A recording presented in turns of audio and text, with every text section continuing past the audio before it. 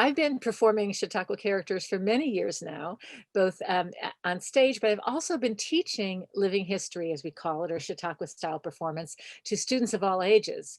As a college faculty teacher, I teach a class every other year and have my college students perform characters, but I've taught students as young as elementary school.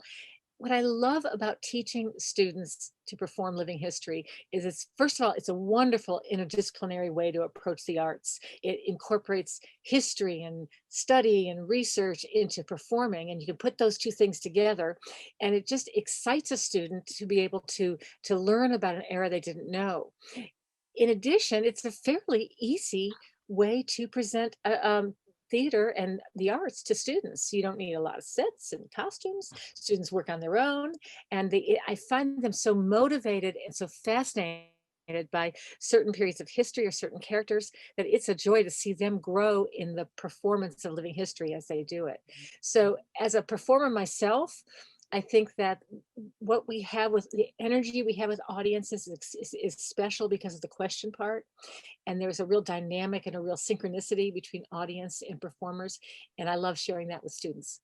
I also have a background in performance, and I've been working on living history characters for, I don't know, about 18 or 19 years for me. And I approached it initially from the perspective of an actor. When you are working as an actor in a traditional sense, you're given a character and a role, and there's a certain amount of research that can go into playing a character in a traditional play. But one of the powerful aspects of living history is that the performer is playwright as well, in terms of researching the historical landscape of the time and place which the character you're playing lived. When you are researching a character, there are challenges in terms of finding first person sources, whether your character kept a journal or they were a figure that was in public media. Like in the case of researching Bobby Kennedy, there was a lot of speeches where I could hear his voice and see his mannerisms. And, it's a more modern character versus a character from a much longer time period ago. You are depending on letters and things like this. And then you're also sifting through different biographers' accounts of the person's life and times. And it's important and an exciting challenge as a Chautauqua performer to read both favorable and maybe not so favorable accounts and perspectives of the character. And so, as you can approach it as an actor would, I'm playing a character, and here are the things I will say.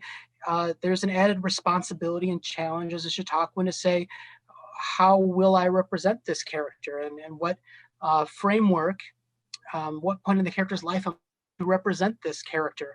And it makes it a very exciting, sometimes daunting, challenging, but very fulfilling form of performance. And as I learned history as a grade school kid, or in middle school or high school, it was something that was presented as words on the page. Even in today's interactive multimedia, uh, you know, educational techniques, there can be a tendency for students to approach history in a very passive fashion.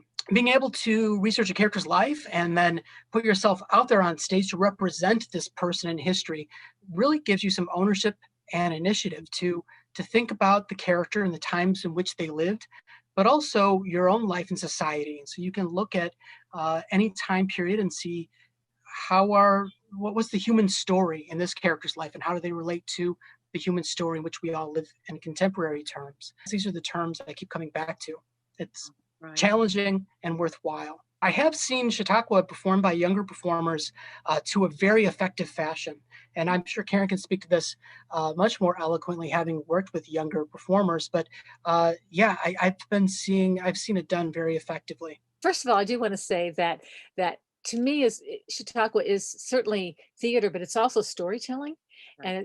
And if you approach it as storytelling, I had a college professor who used to say, if you took the word story out of history, you're left with a meaningless syllable. And so history is story, and story is what engages us as people.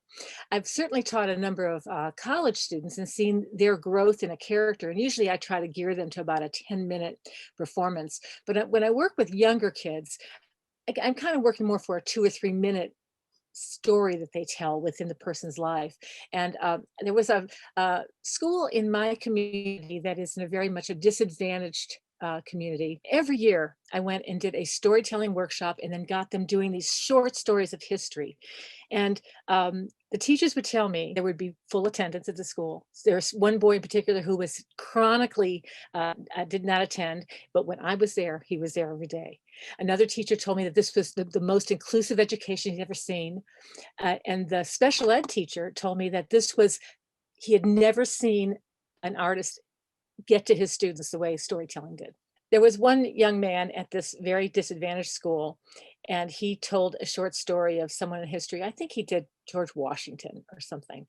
And he didn't do a great job, but he got up in front of his class and he told a story of Washington, and his mother was there. And a month later, his mother died. And he came to, when I saw him again, he said, "You know what? My mama got to see me do something right for once in my life." It's something that can extend past the stage as well as far as participant into a broad civic engagement. I was performing as Robert Kennedy in 2018 in Greeley, Colorado, and they have a whole Chautauqua training for, they're grade school students, and they all perform a small portion of a monologue they create based on a person from history. And when I performed as Robert F. Kennedy, there was a talk back the next morning, and I was expecting to primarily see adults there. And by and large, it was an adult audience who had seen the Robert Kennedy performance the night before, but there were kids there too. And there was one particular boy, he was probably 10 or 11 years old, and he wanted to get into an in the weeds, in depth conversation about Barry Goldwater. And I was really taken off guard on that because I'm like, this is, I mean, that's 45 years ago that Goldwater was, significant figure, and this 11-year-old wants to talk about Barry Goldwater. And I just think it's a credit to the fact that it is challenging, but it really does spark interest and the ability to ask questions. And I think that's what education's for. This kid was there to talk about the performance last night, but to ask more questions too.